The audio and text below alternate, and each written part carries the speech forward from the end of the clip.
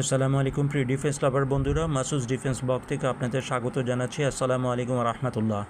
গতকাল আপনাদেরকে Myanmar নেভির KH-35U অর্থাৎ বিয়ন্ড দ্য ভিজুয়াল রেঞ্জে যে মিসাইল রয়েছে সে মিসাইলের কথা বলেছিলাম। এর ক্ষমতা হচ্ছে 300 কিলোমিটার পর্যন্ত। মায়ানমার নেভির কাছেও এটি রয়েছে এবং মায়ানমার তার কোস্টাল ডিফেন্স ব্যাটারির জন্য এটিকে ক্রয় করেছে। ঠিক একই রকম একটি মিসাইল রাশিয়া আমাদেরকেও কেনার জন্য আহ্বান করেছিল, কিন্তু আমরা সেই সময়টাকে তেমন গুরুত্ব দিইনি। কাজেই আজকে যদি আমরা KH-35 অথবা KH-35U কিনতে চাই তাহলে আমরা ক্যাটসা আইনের আওতায় এর থেকে বঞ্চিত হয়ে যাব। কাজেই সঠিক সময়ে সিদ্ধান্ত নিতে পারাটা যুদ্ধের জন্য, যুদ্ধ প্রস্তুতির জন্য, যে কোনো সামরিক বাহিনীর জন্য যে কত প্রয়োজন আমরা এখন হারে হারে তা টের পাচ্ছি।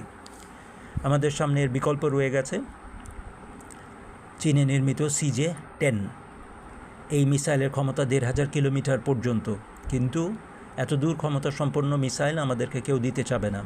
আমরা এর ক্ষমতাকে কাটছাট করে 500 কিলোমিটারে নামিয়ে আনতে পারি, অথবা চীনেরই তৈরি YJ-62 মিসাইল ব্যবহার করতে পারি, যার অ্যান্টিশিপ মিসাইলের ক্ষমতা, যার রেঞ্জ হচ্ছে 400 কিলোমিটার পর্যন্ত।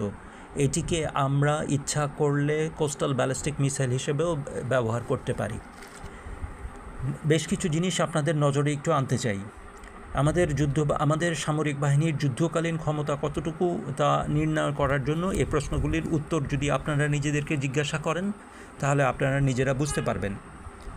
আপনারা কি জানেন আমরা কি কখনও, বা আমাদের সেনাবাহিনী কি কখনও 20 থেকে 30 হাজার সৈন্যসহ শোর অ্যাটাক অথবা দ্বীপ প্রতিরক্ষা বা সমুদ্র সীমানা নিরাপত্তার জন্য কোনো পরীক্ষা চালিয়েছি কিনা, বা কখনও কোনো রকমের চেষ্টা করেছি কিনা, অথবা কোনো রকমের যুদ্ধের মহড়া দিয়েছি কিনা?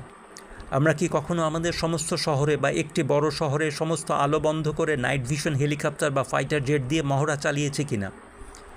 আমরা কি কখনো ড্রোন সোয়ার্ম বা হাজার হাজার ড্রোনের বিরুদ্ধে নাভাল অ্যাসেট বা আর্মি অ্যাসেটকে রক্ষার মহড়া চালিয়েছি কিনা?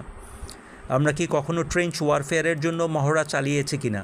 দ্বিতীয় বিশ্বযুদ্ধের সময় এটি প্রচলিত ছিল, এটা যে আবার শুরু হবে না কি করে বলবো? আমাদের কমান্ডো বাহিনী রয়ে গেছে, কিন্তু আমরা কি শত্রু সৈন্যের কমান্ডো বাহিনীর অ্যাটাকের জন্য প্রস্তুত? আমরা কি আমাদের হাইওয়েগুলিকে ফাইটার ল্যান্ড করার জন্য প্রস্তুত করে তৈরি করেছি?